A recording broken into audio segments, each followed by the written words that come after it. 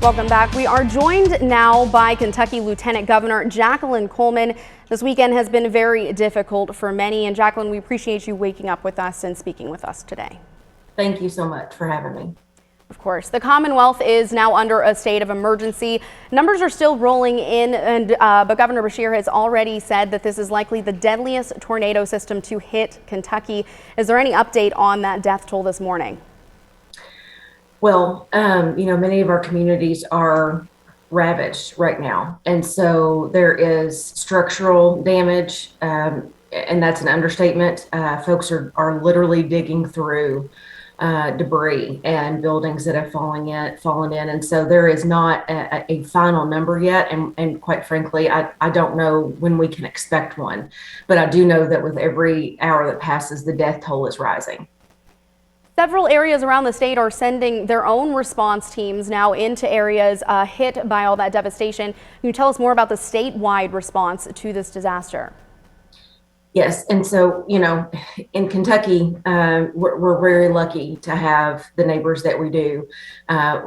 People have come together from across the state and tried to lift each other up and tried to help these communities that are absolutely devastated right now. And so you have the local response, which is our local first responders and crisis management teams, as well as with local government officials like mayors and county judges. You have the statewide response that has been spearheaded by Governor Beshear and Michael Dawsett at Kentucky Emergency Management, that has really worked to coordinate our resources from across the state and to make sure that not just that we can get into the areas that are the most devastated, but so that we can help with the cleanup and with helping people who are in complete despair right now as efficiently as possible. And so, the leadership that we've seen from everyone from, our elected officials down to our neighbors is really a reflection of what it means to be a Kentuckian. And this swift response has probably saved lives. We'll know once we get to the other side of this, but the biggest key too is the compassion that we are seeing from our leaders and our neighbors.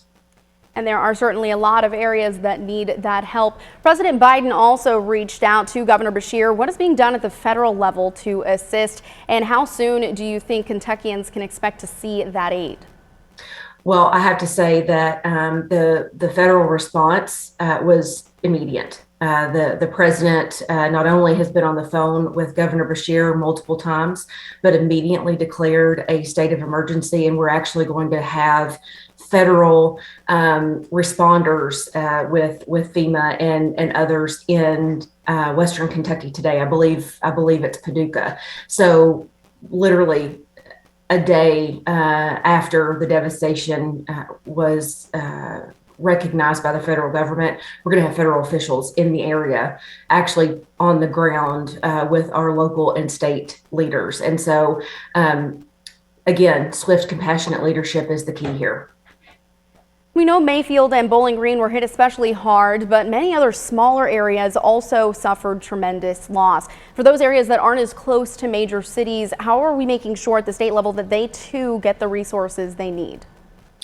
Well, whether it is in a time of tragedy like this, or whether it is on a normal day where we want to make sure that our fellow Kentuckians have the resources that they need. The governor, I truly believe that your zip code should not determine your opportunity or your access. And so while you're right, there are lots of areas that are probably a little bit more populated that you're going to hear about more.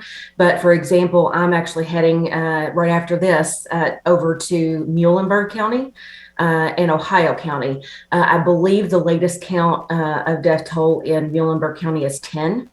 That is a massive number of people for such a small community. Both Muhlenberg and Ohio County have been devastated. And so I'm heading there, making sure that we have the resources on the ground that we need to survey the damage and to make sure that no matter where you're from or how populated or unpopulated your town is, we are getting you the help that you need. And meteorologists were tracking the system in advance, and while there's no way exactly to predict how catastrophic this event was going to be, how important is that advance notice at the state level, and how does that impact your response plan?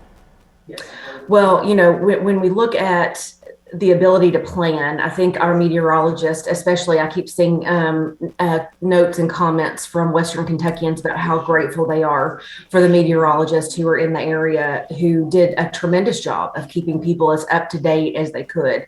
I think at the end of the day, we have to make sure that when our experts speak out about potentially tragic natural disasters that are coming, that we take heed. And I know that so many folks in Western Kentucky listened to what those folks in the media were telling them, and they took cover and are, quite frankly, probably alive today because of that. And so our gratitude to them, I don't know how we can possibly show them how grateful that we are to them, but they certainly help to save lives. And these are people's homes, their whole livelihoods just gone in a matter of seconds for some. How does someone impacted by this level of a disaster even start to rebuild?